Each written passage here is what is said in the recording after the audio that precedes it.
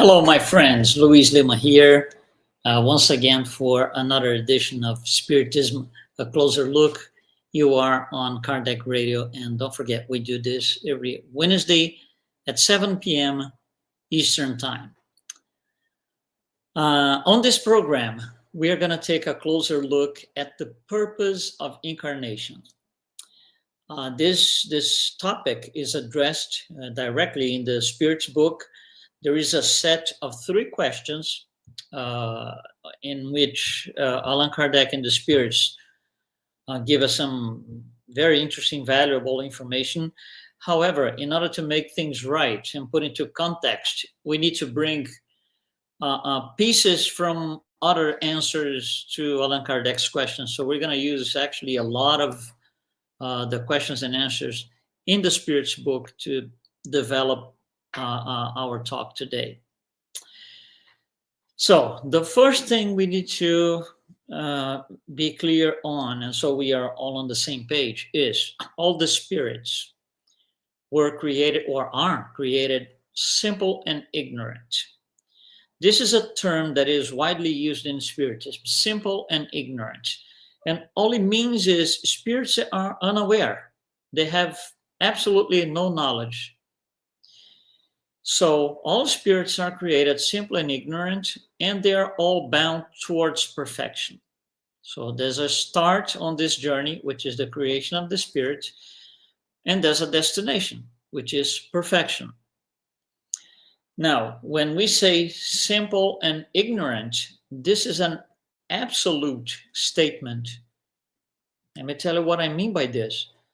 It's not something relative. Some spirits are created more simple and ignorant than others. No, there is no favoritism. God does not create some spirits that are happier than others. This is not the way it is. All spirits are created equally simple and ignorant. And they will take it from there, and then that's a whole different story. But at creation, they are all simple and ignorant. The difference is going to be on the journey that and the path that each one takes. So getting from simple and ignorant to perfection, that's a progressive journey. So it's not something that happens in a snap of fingers. It requires a lot of effort. So I think the first question is, how do we reach perfection? How does a simple and ignorant spirit reaches perfection? How does it get there? What does it have to do? What is the process of getting to perfection? How does it happen? That would be a first question. And that's exactly what the spirits answered to the same question Allan Kardec placed to them. And the answer is in the word and the concept of incarnation. So one of the purposes of incarnation, as we are told, is to lead spirits to perfection. So let's stop a little bit here. Let's think about this word incarnation before we go on. What exactly is incarnation? Incarnation means the immersion of a spirit in the material world. That's what incarnation is. A spirit is going to live a material life. So the road to perfection requires that spirits live a material life. And for that to happen, by design, there's a lot of planning before the actual incarnation starts. From simple and ignorant, there's a lot of planning. The spirit has to go through different things that we addressed in a different talk last month, until it gets to the actual birth as a newborn baby. And then you will go on, the spirit goes on a journey facing trials, and like in school, we are tested. So we have quizzes, and the purpose of the quizzes is to test our knowledge. That's all it is. So these trials that we are going to have to face in a material life are no more than what quizzes are for us when we are in school. The purpose is for us, that includes ourselves, for us to evaluate our spiritual maturity, our spiritual level of advancement. The knowledge needed to achieve perfection, which is the goal, the destination, so that knowledge will be acquired along the way through these trials and tribulations of living in the flesh. It's almost like a trial and error. We do something, and a little bit later we find out that wasn't good, that wasn't right, so we go back and try it again in a different way. If needed, we go back to the beginning, or a step back actually, and then we go on and on and on. And that's how we acquire knowledge, as we learn. So the Spirit is going to incarnate. First incarnation. Do you think that on the first incarnation, this Spirit is going to be able to get to perfection? No chance. No chance. So at one point, that Spirit is going to die. It's going to discarnate. And then what happens? Because the Spirit was supposed to be on this road to perfection, and suddenly he discarnates, he dies. What happens? How is this Spirit going to purify itself if now he's dead? He is discarnate. So the answer is very clear from the Spirit. He needs a new existence.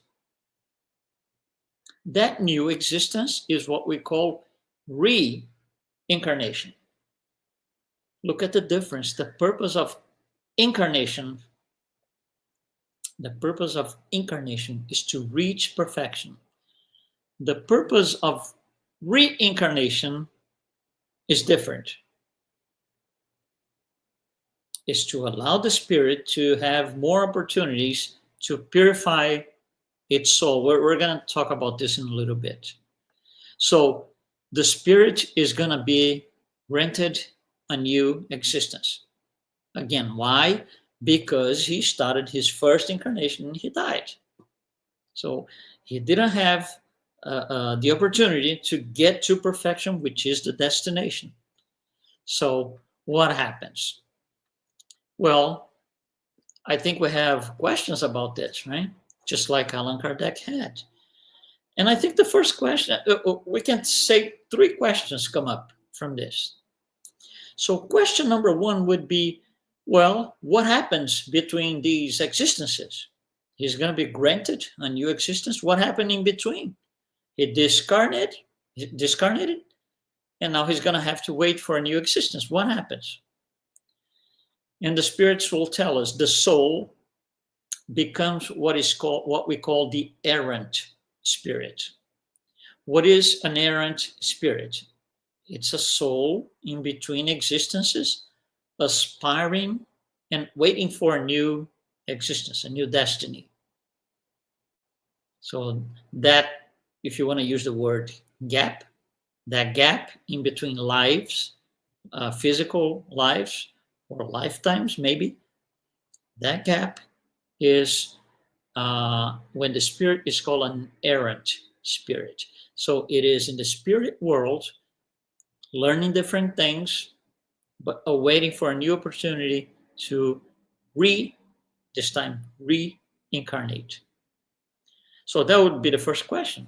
In between these lives, the spirit wasn't able to complete its journey to perfection. So question number 2, I'm going to be granted, the spirit is going to be granted a new existence.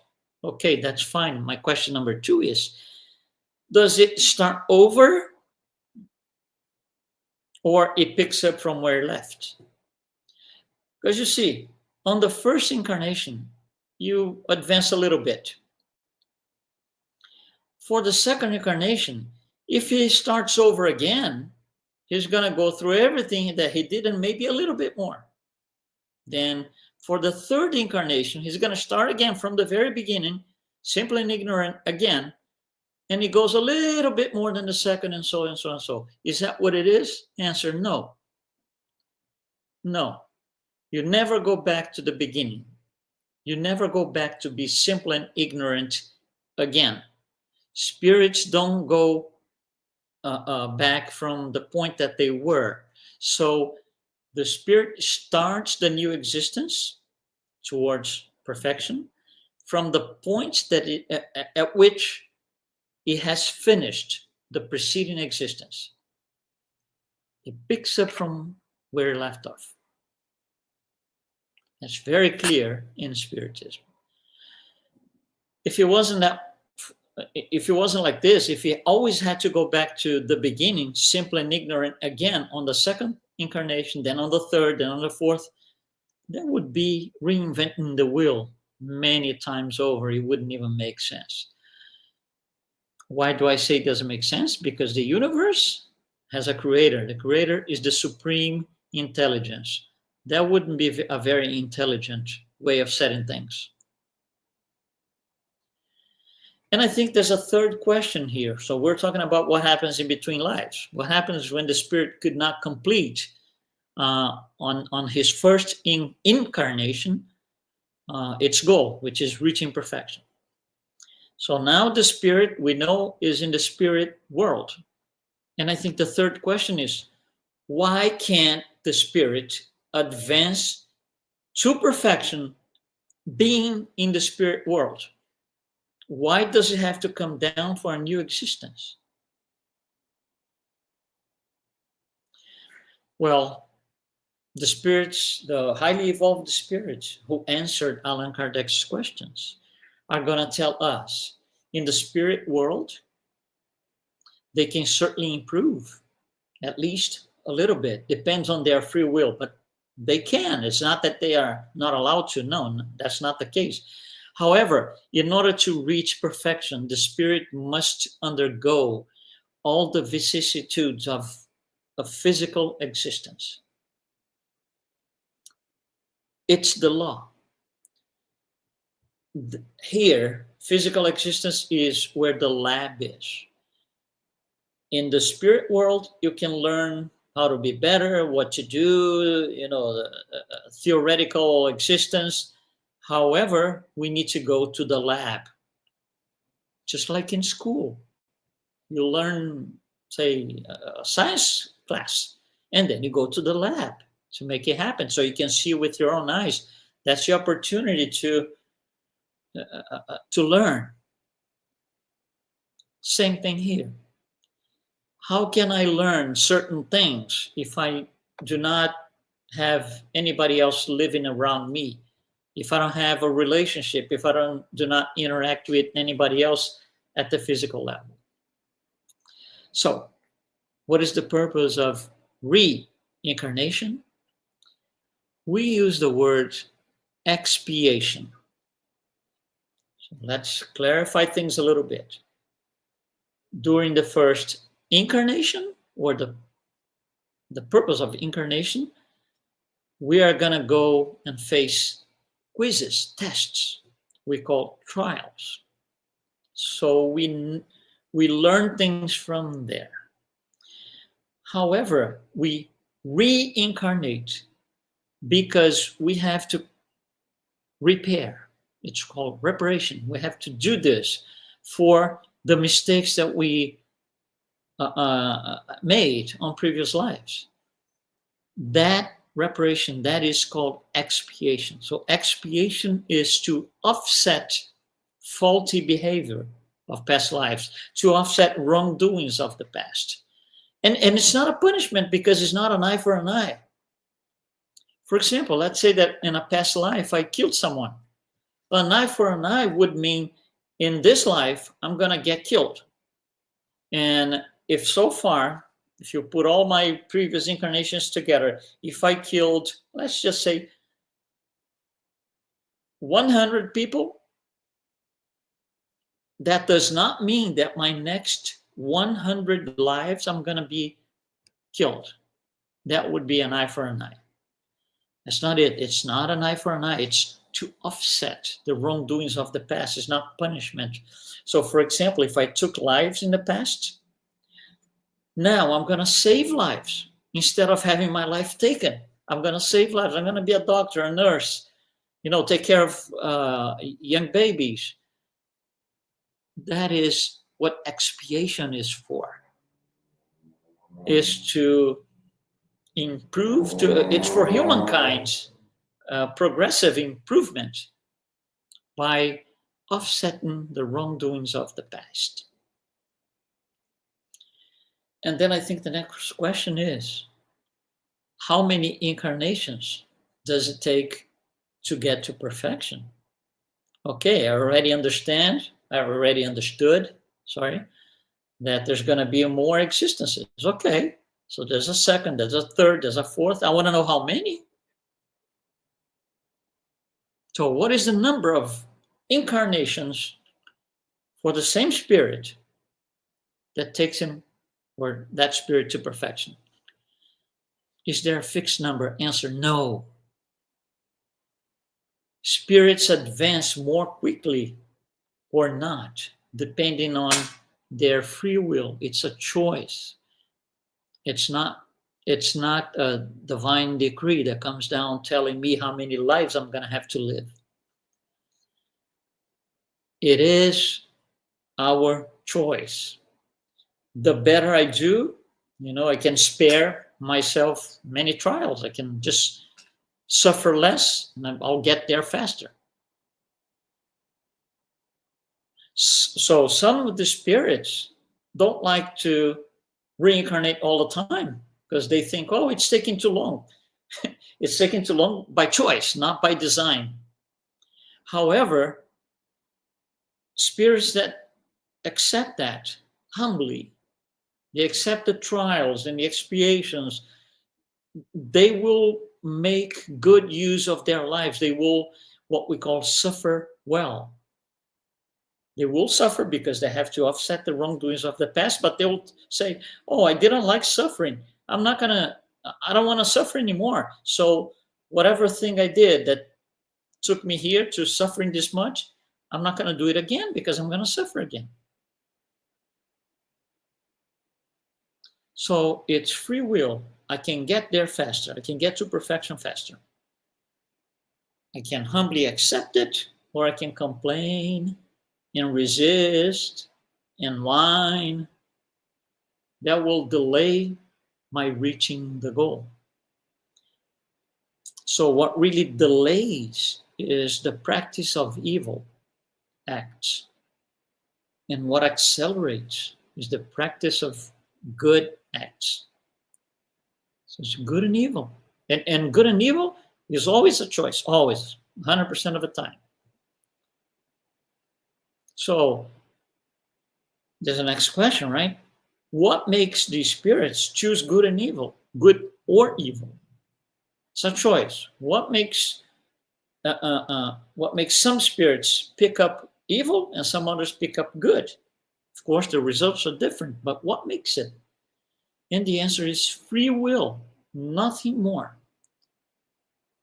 All spirits are created simple and ignorant, with equal aptitude for good or evil. However, they all have free will. Through their choices, they will be following one path or another, a different path. So even the spirits, I think that's the next question, right? Even the spirits who have chosen the path of good. Okay, so again, free will, the spirit chose to be a good spirit. Do they still have to reincarnate and go through the sufferings of a physical life? Answer, yes. And then Allan Kardec says, but what's the point? What's the point of being good if I still have to go through, the tribulations of a physical life? That's a great question. Great question. And the spirits answer, well, if you do good, you're going to reach the goal faster. Don't you want to do that? or you want to be suffering in a series of looping lives one after the other. You can choose evil, yeah, sure. So a lot of suffering, and you don't move. Or you can choose good. There will be suffering because of the past, but you move. Again, it's free will. And then Allan Kardec is going to ask the spirits, okay, all understood so far? All understood that free will, you can follow the path of good and path of evil. And he asks, are there spirits that will remain forever in the lower order, meaning never advance? And the answer from the spirits is no. All will become perfect. You might take a lot longer, many more lives to get there, but all spirits, all excludes no one. All spirits will become perfect. So now, in the meantime, the spirits, especially the ones following the path of evil, they will be tormented by the consequences of the wrongdoings of the past if they don't fix that. They keep suffering and suffering and suffering. And why? Is that punishment? No, because they repeat the same mistake. Instead of learning from it, making a stepping stone out of the circumstance. Now, after all of this, the spirits are going to tell Allan Kardec, so they tell us, incarnation has another objective. Whoa. So it's not only to allow spirits to go from simple and ignorant to perfection. Well, there's a secondary objective, which is to place the spirits in situations where they can do their share in the work of creation. What does it mean? Well, just imagine that you're a kid, say 10 years old, 10, 11, and then, you're in school and you decide to be a doctor. You can't be a doctor next morning. You can't have a clinic with patients. You have to be ready for it. And there's a lot of effort, study. You're going to study years and years and years. You're going to go to medical residence at the end. You're going to go through internship and whatever it is, whatever profession you choose. There's a lot of things that have to be done before you can serve as a doctor. And the same thing happens to us. As we go along, passing tribulations and trials, we are being prepared to do our work in the creation. And what is that work? It's essentially helping others to be better people. Being better means what? Approaching perfection at each lifetime, a little bit more and more and more and more. So this idea of being ready to do our share in the work of creation it also happens because we are incarnating several times over, or reincarnating several times over. As we go along and we learn, we are preparing ourselves for that goal. We are all going to be perfect one day. So one day, let's say you're hearing me right now. One day you're going to be like Jesus. No one, myself included, but I'm talking to you. You cannot be Jesus tomorrow morning because you are not ready to do your share at that level in the work of creation. You need to be better. So all of us, that we are all going to be perfect spirits one day, but we have to get to learn more and develop our skills, our aptitudes. We need to go through everything possible. That's why we need so many lifetimes, so we can learn all of it. And then, yes, then we can create planets and govern planets like Jesus. We can be a Jesus figure, like Jesus-like figure. For now, we are just learning. We are too far from that. And why are we too far from that? Because that's what a planet like this is for. It houses spirits that are in that level. Jesus came here not to expiate anything, any wrongdoing of the past. He came as a mission. So spirits incarnate as a mission or for expiation. He came as a mission. He's a pure spirit. He doesn't need to reincarnate anymore.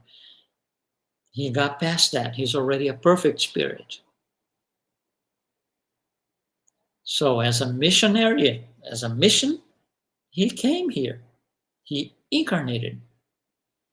We incarnated because we need to offset our wrongdoings of the past. That's why we reincarnated. And that's the difference. We reincarnate all the time. Jesus did not reincarnate. Jesus incarnated.